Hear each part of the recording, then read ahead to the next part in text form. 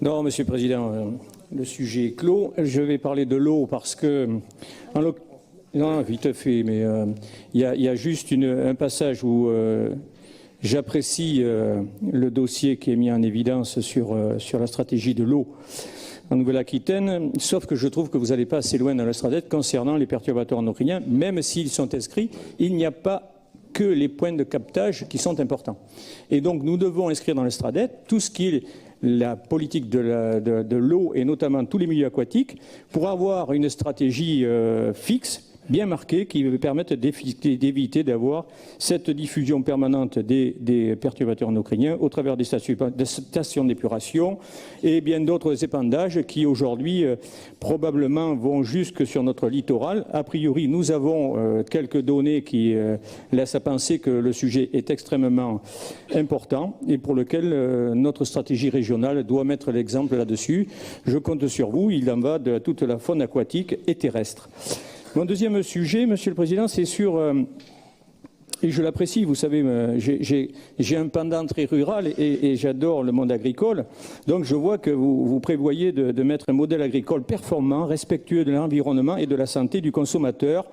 Voilà un sujet très ambitieux. Je suis le premier à assurer la promotion des circuits courts et des vieilles variétés parce que la gastronomie fait partie de mon patrimoine personnel. Effectivement, je trouve que c'est très bien.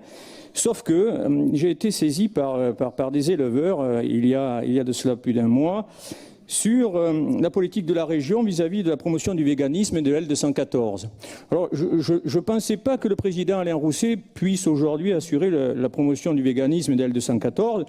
Là, on est très loin des ambitions affichées par Néoterra. Moi non plus. Hein. Alors, s'agissant d'un avis... C'est comme pour les éoliennes, tout à l'heure. Je pense que ça va être du déni de votre part, mais bon, j'ai les preuves et, comme d'habitude, je ne dis rien tant que je n'ai pas les preuves en main. Mais un affichage qui interpelle le rural que je suis, parce qu'à l'heure où le monde de l'élevage et toute la filière viande et volaille se trouve attaquée violemment par une branche dure des véganes, et je n'ai rien contre la façon personnelle de vivre de ces gens-là, mais je refuse les actions violentes et le prosélytisme menaçant qu'ils assurent sur toute notre filière d'excellence. Les éleveurs, les bouchers, les charcutiers, les poissonniers, c'est toute une économie rurale qui est attaquée, notamment par l'association L214 et par les ultra-véganes. Même si cette association a mis en exergue des pratiques condamnables dans certains abattoirs, elle s'illustre par des attaques malhonnêtes et violentes sur le monde de l'élevage, à l'image de l'agression d'un boucher encore ce week-end et en plus un bio. Or, Monsieur le Président, je suis surpris que vous subventionnez et faites la publicité du véganisme et de L214. Plusieurs éleveurs m'ont fait part de cet affichage.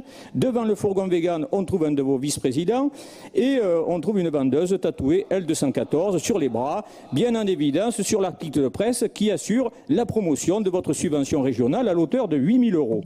D'autant, Monsieur le Président, que de nombreuses revues agricoles dans ce même temps ont relayé que cette association aurait touché un don d'1 140 000 € d'un fonds américain, en l'occurrence l'Open Philanthropic Project, une coquette somme à consommer entre 2018 et 2019, pour continuer son travail de démolition de nos filières viande et élevage, auquel on peut rajouter celui de la start-up américaine qui produit le burger vegan, qui a été valorisé récemment pour son premier jour de cotation sur le Nasdaq à 3,8 milliards de dollars. Je pense, Monsieur le Président, que le monde de l'élevage et la filière viande va apprécier votre affichage régional dans ce mouvement antispéciste.